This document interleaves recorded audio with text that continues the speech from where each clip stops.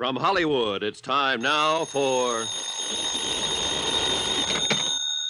Johnny Dollar. Your number's ringing now, Mr. Dollar. Oh, swell. Aimwell Agency. Aimwell Detectives? Yes? Who are you calling, please? Want to talk to Mr. Aimwell. My name's Johnny Dollar.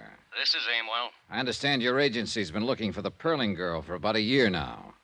Oh, you do, huh? And who told you that? Mrs. Perling. I never heard of you, or her, or a girl. So long. This is the operator. Were you cut off, Mr. Dollar? I'll call them back. Never mind. Call me a cab, honey. I'll talk to them in person.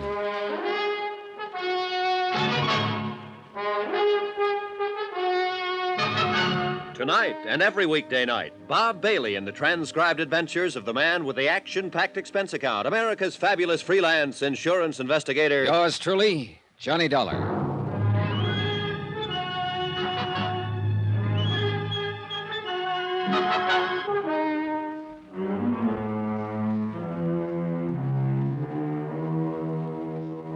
Expense account submitted by Special Investigator Johnny Dollar to Eastern Liability and Trust Company, Hartford, Connecticut. The following is an accounting of expenditures during my investigation of the Perling matter. Item 7, $3 cab fare, my hotel to the office of the Aimwell Agency. A red-headed girl at the switchboard looked me over like I was a car she didn't want to buy. I told her my name and that I wanted to see Niles Aimwell. She told me to sit down and wait. 3 minutes later, she waved me down a long, carpeted corridor. I followed directions. A typewriter clacked somewhere. Men in those suits with the little shoulders and hem stitching for lapels moved in and out of offices. It looked more like an advertising office than a detective agency. Finally, I opened a door and stepped into a small room that was decorated in gray. Gray walls, gray carpeting, gray draperies. A desk, a brass lamp, a filing cabinet, and a man were there. He didn't get up when I walked in, but slouched back in his chair and let his bald head rest against the wall. You're kind of determined, aren't you? I suppose so. You're Aimwell? Mm-hmm. On the phone, I told you I didn't know what you were talking about. Now I'll tell you again. Don't slam the door when you go out. What are you paying rent here? If I've got it figured right, you wish you weren't paying it. But then a place like this draws a snappier crowd of clients, so what you've got in the end is more clients and more rent, no more money for yourself. Now that you've said all that, will you get out of here? I know one of those snappy clients happens to be the Perlings. I know you've been trying to find their daughter. This is my ID. This is my license, bond, letter of authority from Eastern Liability. Now, 2 days ago, the papers carried a story that David Perling was killed in a boating accident in Key West. That was a lot of baloney. It was retracted. I know that, but I talked to a reporter down in Key West who told me Perling paid to have that story about himself printed. My client had an idea Perling might have done it to set up the stock market for a killing. Mrs. Perling told me he did it in the hope his missing daughter would see the story in the papers and contact home. Now, what have you got to say? Here's your stuff. One other thing. Perling the kind of man who'd pull a trick like that? Ask him. You got a way about you I don't like. Well, that's too bad. But in between the time I called and the time I got here, you had time to call the Perlings on the phone and ask about me. They said it was all right to tell me what I wanted to know. If there was a daughter, if you'd been hired to look for her. If you don't tell me, you might jeopardize the part of the rent the Perlings pay for you. Now, look, Dollar. I've got something else you aren't going to like. I might just want to see your operatives report on the case. I might have the idea that if you've been looking for her this long, you might just be dragging it out a little bit. You know, the rent money, it's due every month. Get Mr. or Mrs. Perling on the phone right away.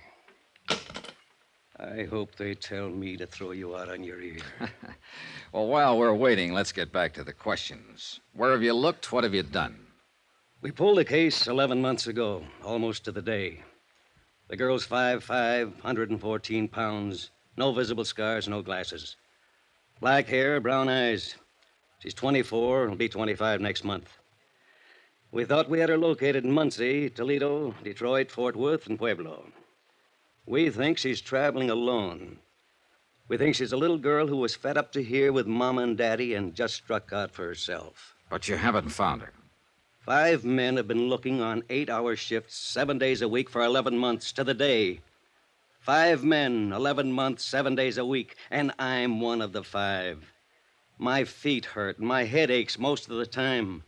My wife's thinking about divorcing me. And then you walk in here and plant yourself in my office. You're suggesting maybe I can go out and find her just like that. Well, I can't. Nobody can. So I want you to know I kind of resent that remark about how I'm laying down on the job. And if you don't take it back, I'll have to cave in the side of the wall with you. What do you got to say, Dollar? I take it back, Mr. Ringwell. Sit down and have yourself a smoke. Hello? Well, hello, Mrs. Perling. Mr. Dollar's in my office now. Yes, I'll cooperate with him. Yes, Mrs. Perling, I understand. He explained it all to me. Yes, ma'am. The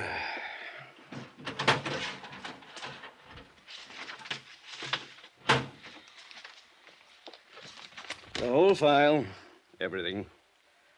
How would you like somebody to bring up a bottle of cold beer? Oh, I'd like that fine, Mr. Amwell.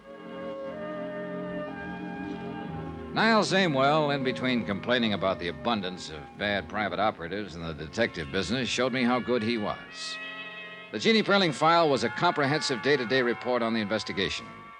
His discouragement in the case was understandable. The only thing that meant something was the picture of Jeannie Perling.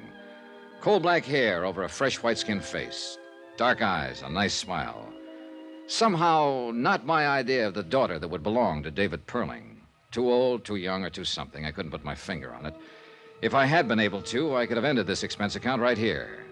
As it was, I spent $100,000. Somebody else's money, sure. But I spent it just the same. Well, Mr. Dollar, I'm certainly surprised at this development. You say Perling's daughter is missing? That's right, Mr. Scottman. And I'm convinced that the detective agency he's had looking for her have been doing just that. Well, then, I'm relieved to know you got to the bottom of this matter. I'm sorry, of course, for Mr. and Mrs. Perling, but, as I say, relieved that there was no attempt at financial manipulation. I think, then, I can call you off the case. There is no case now. Nope, guess not.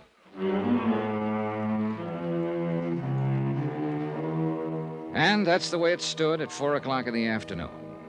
I told Mr. Scottman I'd send him a bill. We shook hands, and he wandered off to see if he could get a night flight back to Hartford. I went up to my room to pack and was folding a shirt all wrong when it struck me that I suddenly didn't believe anything or anybody. The idea that there was money in it somewhere still kept coming back to me. I couldn't shake it. I finished packing and left my bags at the desk. I wandered out and found a bar and sat down to think. After a couple of hours, nothing much occurred to me. But I did something anyhow.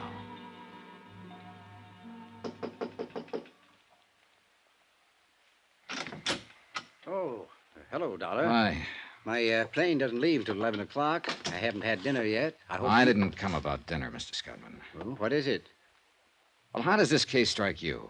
Eh? A phony death report, a missing girl, a stock market manipulation that didn't come off. How does it strike you? Well, very neat, if that's a phrase I can use, Mr. Dollar. We had a question with serious implications to it. We have an answer now. That's what we wanted. But it's too neat. I'm not sure I know quite what you mean. Look, you first called me in because it was halfway in your mind that Perling's alleged death was for the purpose of making money on the market. Now, why did you think that? It was a possibility. But what else? What about Perling? What do you mean? Do you know him? Ever met him? Do you think he was capable of a thing like that? Not now. No.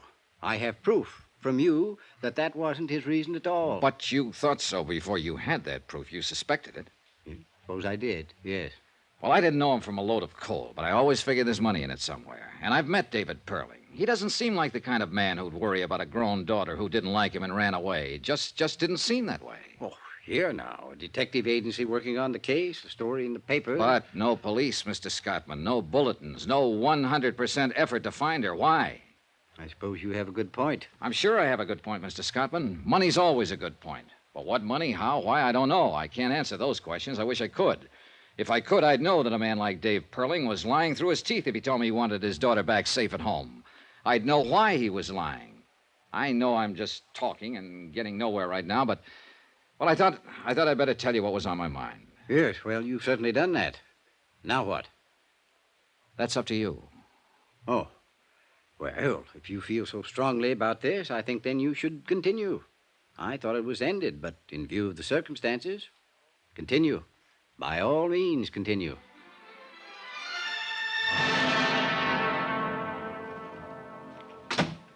Well, Dollar? Well, you're working late. Yeah, I'd rather stay here than go home sometimes. Most of the time. Hey, well, we might be seeing quite a bit of each other. How did you know? Hmm? Perling told me to contact you. You're pretty cute, Dollar. Tell me why. You hardly ever run across a picture of a girl you'd like to look at as much as this Perling dame. Oh, I might have.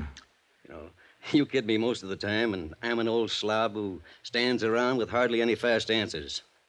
But you aren't kidding me this time, Pally. You show it all over. If I walked in a place and I seen a girl as nice looking as this, and I had any business with her, I'd be the luckiest guy in the world. You know, there are women and there are women. But if that picture means anything, boy, she's a woman. And you want to meet her, right? Sure, I want to meet her, but you're getting romantic. And if I saw but didn't have any business with her, just saw, I'd go take a walk around the block before I talked to anybody. Yeah, I know. And I don't blame you. You're a very lucky fella. You're going to see her. That's why Perling asked me to contact you. Huh? Here. Came in about an hour ago. One of our men located her. Where? She's in New Orleans. He handed me the wire, and I read it over. Then I looked at him, he looked at me. I didn't ask any questions. He didn't say a word.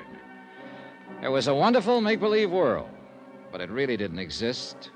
Too neat and too tidy. And we all know the world's full of bumps. Ever hear of Mount Everest?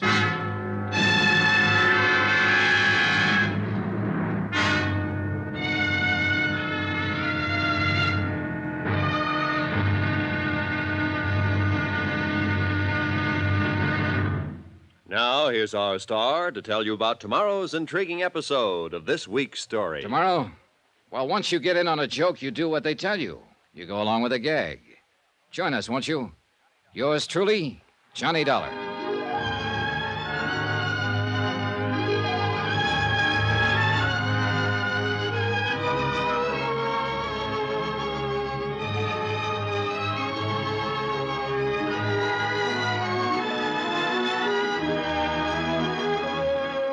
Yours truly, Johnny Dollar, starring Bob Bailey, is transcribed in Hollywood.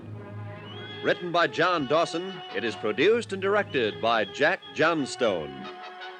Be sure to join us tomorrow night, same time and station, for another exciting episode of Yours truly, Johnny Dollar.